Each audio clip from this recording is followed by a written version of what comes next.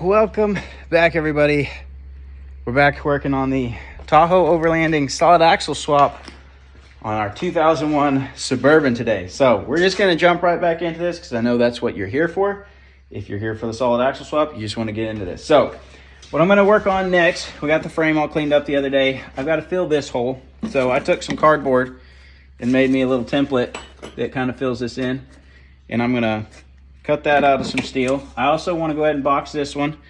This one isn't really necessary, but I want to fill this one in. And then I've also got a couple little holes like this. There's one there, and then there's two on the other side. So those don't necessarily have to be filled in. It's not, I just want to fill them in. It's just a preference thing. I want to fill this one and this one in. Fill in all the big holes in the frame, and then we'll put the plate over it. So I'm going to get these cut out, go over to the shop here. I got some 3/16 plate steel. I don't know what it's called. 3/16 steel. And get these marked out on this right here and see if we can't get them cut out. It's going to be kind of interesting with some of these curves. I have a plasma cutter, but the little tip on it is bad. I don't know where my spare ones are, so we're going to make do with whatever tools I can find to come cut this stuff out. So we get some pieces cut out, then we're going to weld these up, try to get that frame all plated up. That's my goal to work on right now, is get the holes filled and then add the reinforcement plates on. So do some cutting, do some welding. Let's go.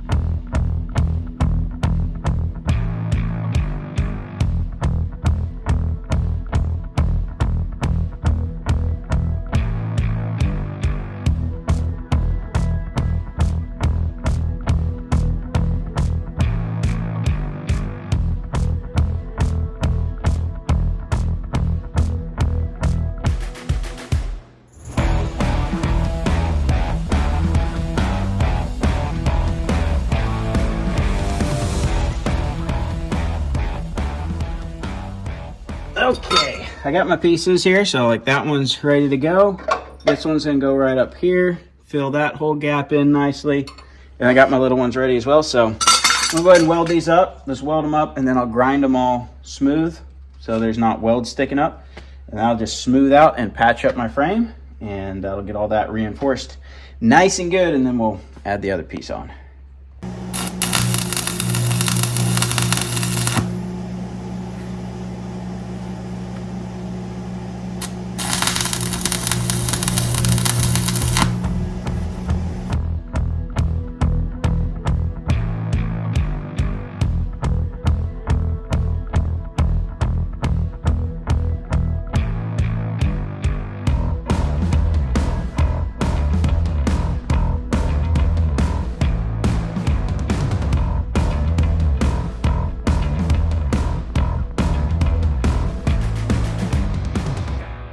Okay, here's what we got now.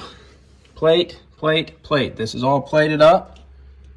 So this is now ready for this piece right here from Tahoverlanding. That's gonna go in right like that and then weld in. And that'll reinforce all this portion of the frame from the body mount back there all the way up to this cross member up at the front.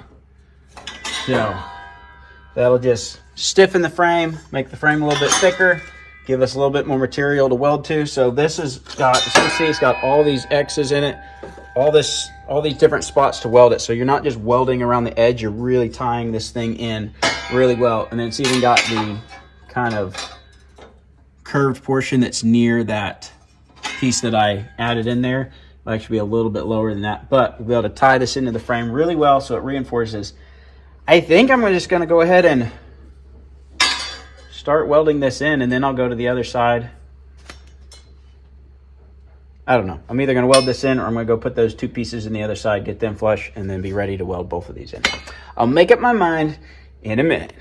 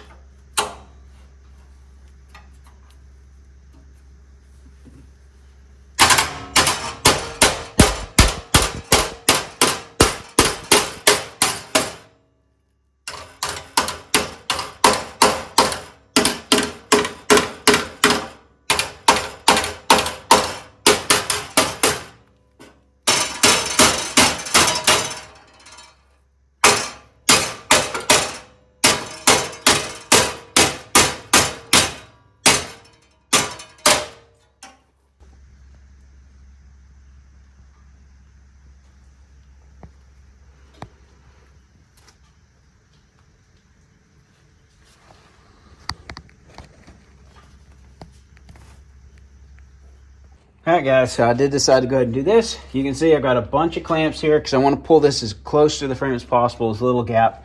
I kind of used a hammer to help this. There's these cuts in here, so it conforms to the frame very well. This bracket is very well made.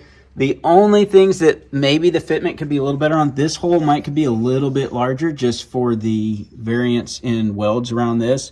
And maybe this notch just a little bit bigger just to cover, like it fits. There's a little gap there. I could probably trim that back, or not a big deal. I could trim or grind, but if you wanted it to like guarantee fit every time, you could trim that just a hair and this just a hair, but it's not really a big deal. I could trim a little bit there and make that perfect if I wanted to. So it's gonna work really good. I think I'm gonna go ahead and get this welded on.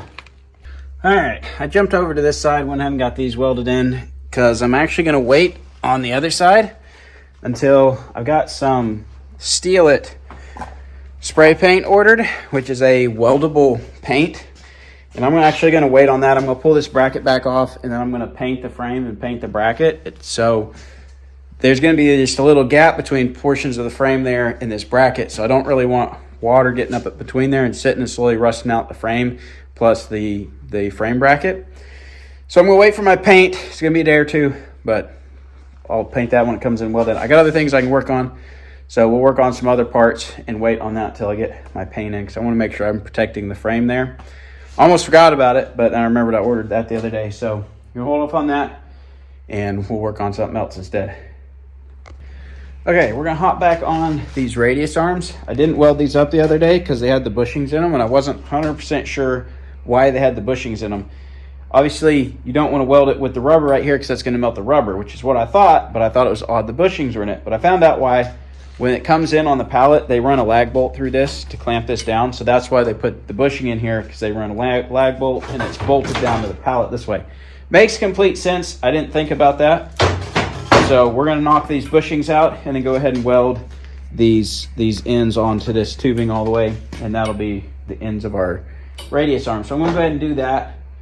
And then I don't know what after that. Let's do that first.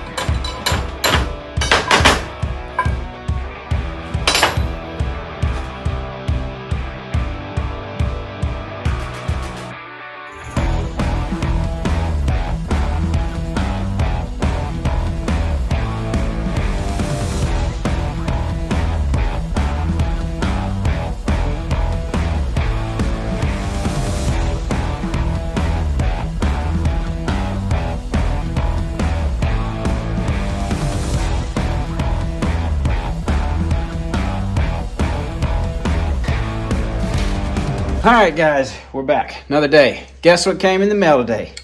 My paint. This is Steal It. This has, I guess, stainless steel in the paint. This is a weldable paint. I've been told this is the best stuff.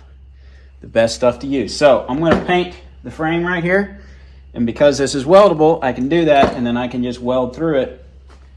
And that will help protect the frame from, there's going to be a little gap on a lot of that where moisture would want to get in there and the bare metal would start rusting. So I'm going to paint that. I'm going to paint these pieces. I got lots of painting to do. So that's what we're going to do next, is try to get this painted up with some Steel It. Not sponsored. This stuff is expensive. I wish I didn't have to buy it, but I feel like it's something that I should do. So I'm doing it.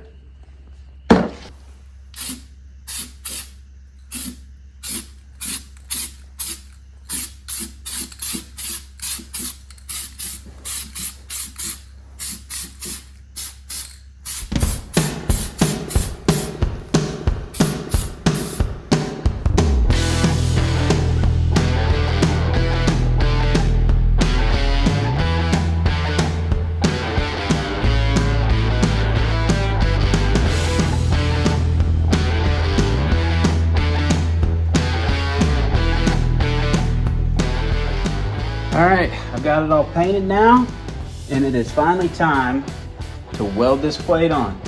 So, I'm gonna fire up the welder, see if I can't get this welded on here.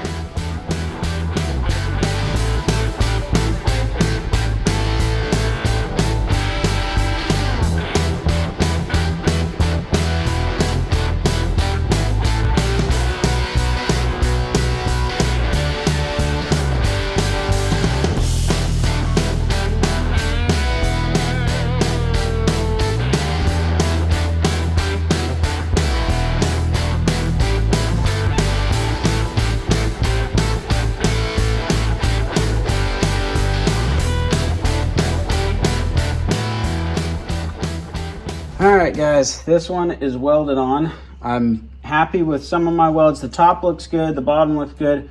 All these X's are strong. They're just not as good as I want them to look. So I think I'm actually gonna fill them completely up and then smooth them all out. I've got to smooth out, especially right in here where the spring bucket's gonna go anyway. But I don't know. I'm not worried about how strong it is. It's on there and it's on there good. But I do want it to look halfway decent, and some of these welds just don't look halfway decent to me. And they may look good on camera, but you can't see them in person. They're definitely worse in person. But I'm not worried about strength. It's stout. It ain't going anywhere. It's looking good. I still got to do the other side. I am tired of welding tonight, though, because that's a lot of welding, especially for somebody that doesn't weld a lot. This is a lot of work. I'll tell you that right now, because I may forget by the time I get done with the solid axle swap. It is a lot of work. If you want something easy, don't do this. But if you want something that'll perform, this is probably the thing. All right, we'll come back to this maybe tomorrow night. All right, guys, another day. It's time to weld up this side. This side's pretty much the same, but there are a few differences. I didn't have to fill up as many holes. I just filled up a couple little ones. Probably didn't even have to do those, but I wanted to. Went ahead and filled those up. So this side's good to go. This side does have big bundle of wires right here. So this is like the main wiring harness that runs to the back of the vehicle and stuff. So the bracket's got to come all the way over here. Kind of show you, because I think it's a little bit different from the other side. Bracket's going to come all the way back here. So it's going to be right behind those wires there. There's actually a clip right there that holds on those wires and the brake lines. So I've got to move that clip. So I'm going to pull these wires out of my way because I don't want to accidentally melt them when I'm welding. So I'm going to pull these up out of my way. I may have to kind of move the brake lines around just a little bit temporarily, which is kind of hard to do because they're steel. They're not going to move very much. But like there's plastic clip here, and I need to move that at least temporarily so I can get that welded on there. But that's really the only difference, not having to cut the hole and then the wiring. So I'm going to get to work on this one and see if I can't get this side welded up tonight.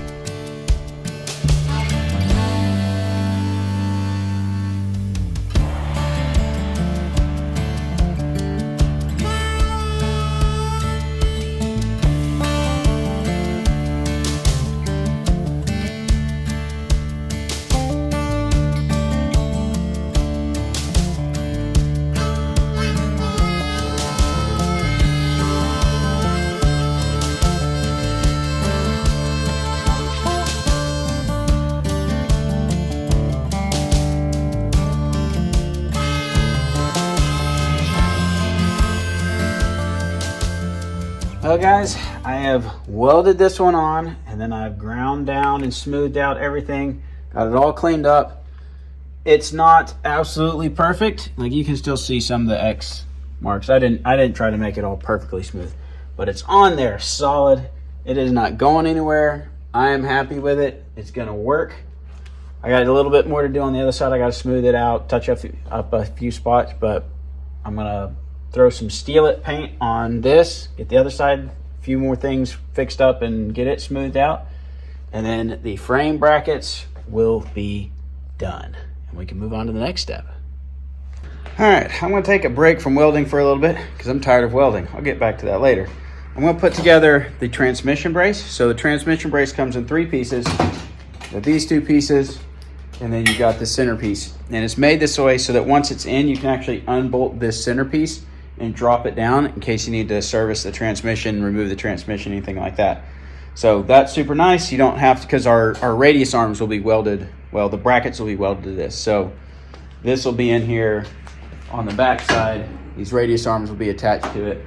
So you can drop the transmission by taking this section of the brace out without having to remove radius arms or disconnect radius arms. Just super nice. So I'm gonna get this bolted up because I need to kind of see where it's gonna fit. As I mentioned in one of the earlier videos on this, I have a 6.0 and a 4L80 transmission in this Suburban versus the 5.3 with the 4L60.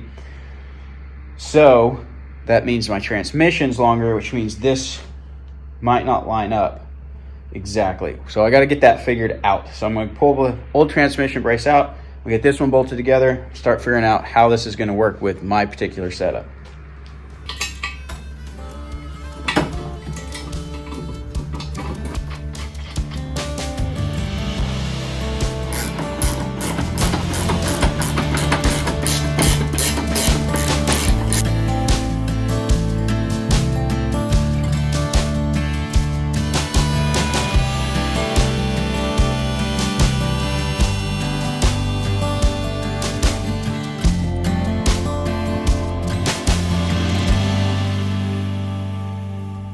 All right, I got the new transmission brace bolted together.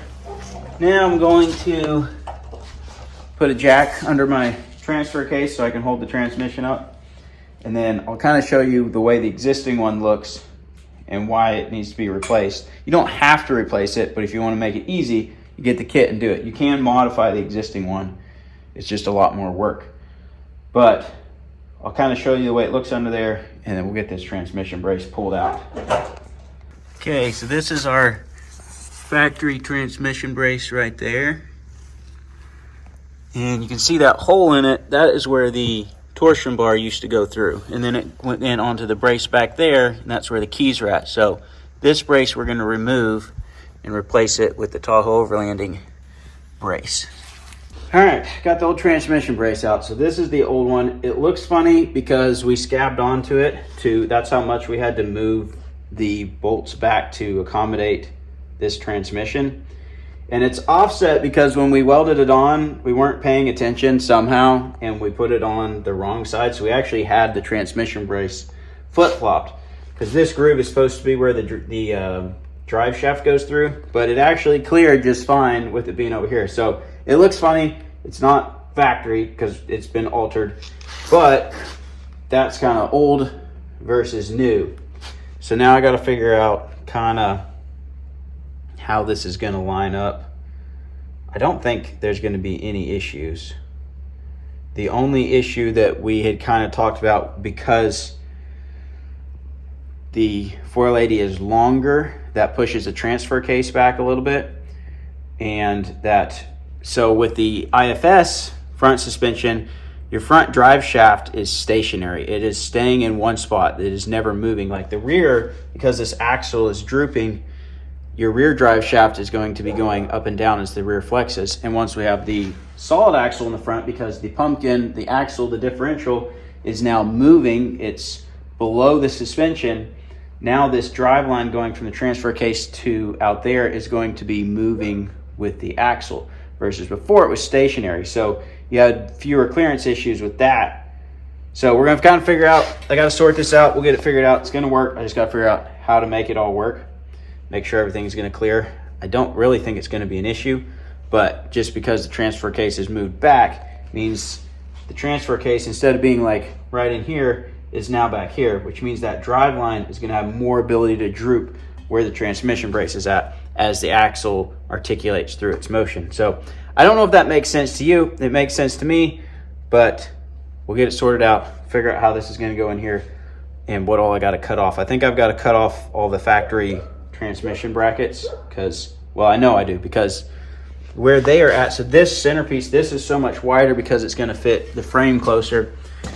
And the factory one, it's really dark under here, but these factory mounts right here are going to have to come off because that is where our radius arms are going to be going right through here. And then there's kind of a groove in the frame right here.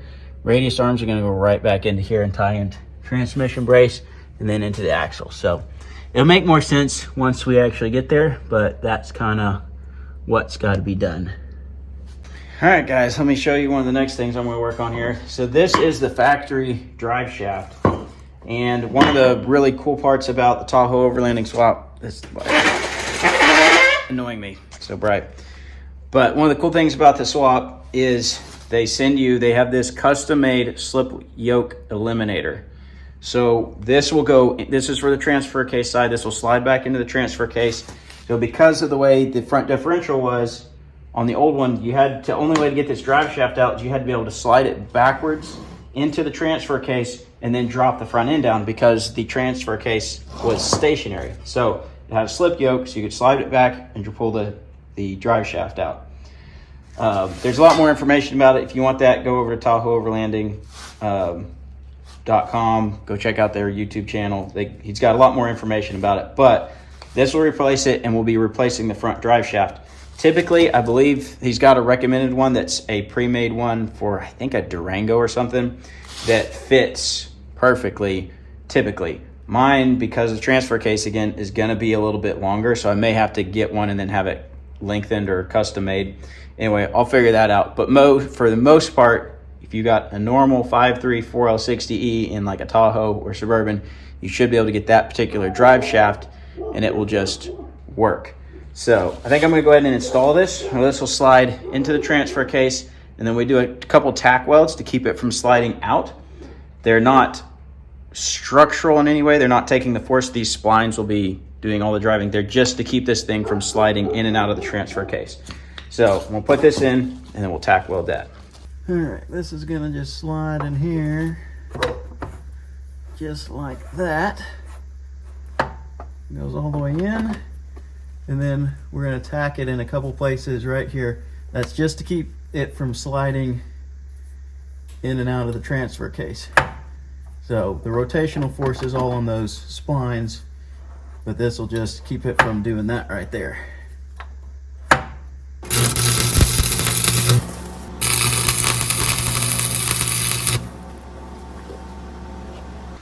All right, guys, got the slip yoke eliminator in. We got the frame plates. I still got a little bit to do on this side. The other side's all smoothed out and painted with some Steel-It paint so I can weld onto it later.